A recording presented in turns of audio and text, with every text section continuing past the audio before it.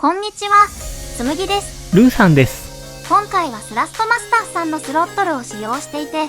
左右の出力バランスがずれてしまう時の対処方法をご紹介していきたいと思います。そんなに難しくないので、同様の現象で困ってらっしゃる方は、ぜひ参考にして調整してみてくださいね。ルーさん、今日もよろしくね。よろしくね。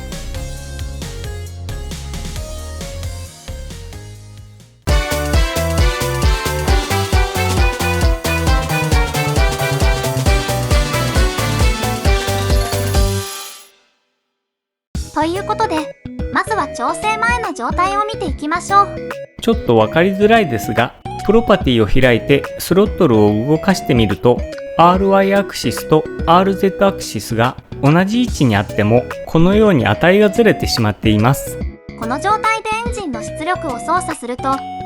右でだいたい 5% くらいの差が生じてしまっています。いつもこのスロットルを使っている時でも、便宜的にスタビライと言っていますが、全然そうじゃないんですよね。それでは TCA エクアドラントボーイングエディションの調整手順を見ていきましょう。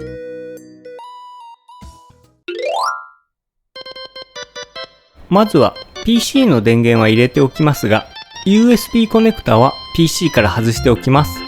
Xbox でも同様の手順で調整できるとのことです。続いてスロットル軸を3つともすべて手前に持ってきておきます。この際、無理のない範囲で止めておきましょう。アタッチメントはどのタイプを装着していても問題ありません。そうしたら USB コネクタを持って左上のボタンを押しながら PC や Xbox に接続します。接続後も左上のボタンは2秒ほど押し続け、2秒ほど経ったら手を離します。そうしたら今度は奥側の最大位置に3つのスロットルをセットしておきましょう。こちらも無理のない範囲にセットしておきます。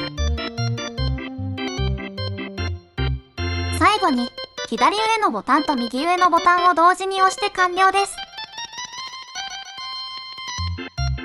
ちなみに私のように同じ位置にセットしていても片方の値が少し多くなってしまうという場合は、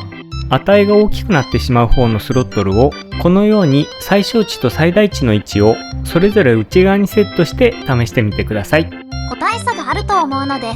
何度か試して一番揃うポジションを探してみてくださいね。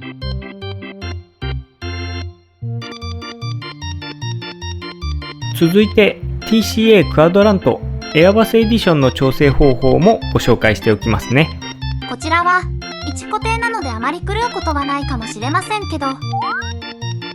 こちらも先ほどと同じく PC や Xbox から USB コネクタを外しておきます。探してくるのがめんどくさかったので挿していませんが、実際に調整する場合はここに細い六角レンチなどを挿して調整中両方のスロットルが連動するようにしておきましょう。そうしたらまずはリバーサーのレバーを上げてスロットルをリバースマックスの位置にセットしておきます。続いて USB コネクタを持って今度は右側のボタンを押しながら PC や Xbox につなげます。こちらも接続を2秒ほど経過してから手を離しましょう。続いてスロットルをマックスの位置に持っていき、両側の赤いボタンを押してその位置をセットします。同様にフレックスポジションと CL ポジション、アイドルの位置にスロットルをセットして、両側の赤いボタンでその位置をセットしていきます。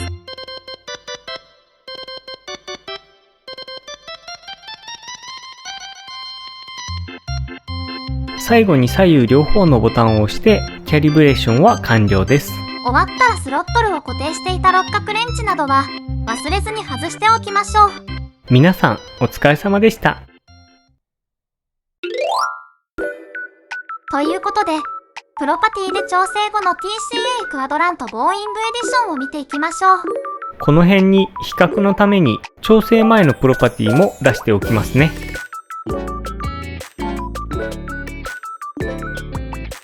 100% 連動していませんが、先ほどよりも差が少なくなりましたね。それでは最後に PMDG さんの 737-800 でチェックしていきましょう。 100% 連動していなかったので、やはり 1,2% の差はどうしても生じてしまっていますね。やはりそこは実機ほど精密ではないので仕方ない部分ではあるんでしょうけど、きちんとバランスが合うようにしたいという場合は、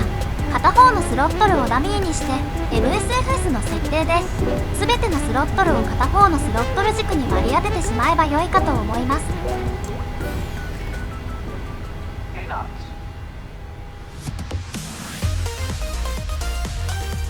ということで今回はスラストマスターさんの TCA クアドラントボーイングエディションとエアバスエディションのスロットルの調整方法をご紹介してきました。